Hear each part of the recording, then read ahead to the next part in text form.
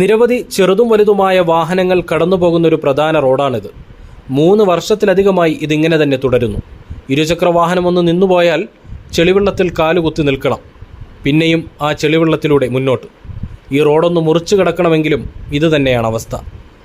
മംഗലപുരം പോത്തൻകോട് റോഡിലാണ് ഈ ദുരനുഭവം ഉണ്ടാകുന്നത്. നിലവിൽ ദേശീയപാതാ നിർമ്മാണം നടക്കുന്നതിനാൽ തിരുവനന്തപുരത്തേക്ക് പോകുന്ന വാഹനങ്ങളെല്ലാം ഇതുവഴി തന്നെയാണ് കടന്നുപോകുന്നത്. കാൽനടയാത്രക്കാർക്ക് ഈ റോഡിലൂടെ നടന്നു പോകാൻ കഴിയില്ല. ഇരുചക്ര വാഹന യാത്രികരും നിരവധി പേരാണ് ഇതിനോടകം അപകടത്തിൽപ്പെട്ടിട്ടുള്ളത്. കഴിഞ്ഞ ദിവസവും ഇവിടെ ഇരുമ്പുമായി പോയ ഒരു പിക്കപ്പ് വാഹനം റോഡിൻ്റെ കുഴിയെറിയാതെ അപകടത്തിൽപ്പെട്ടിരുന്നു.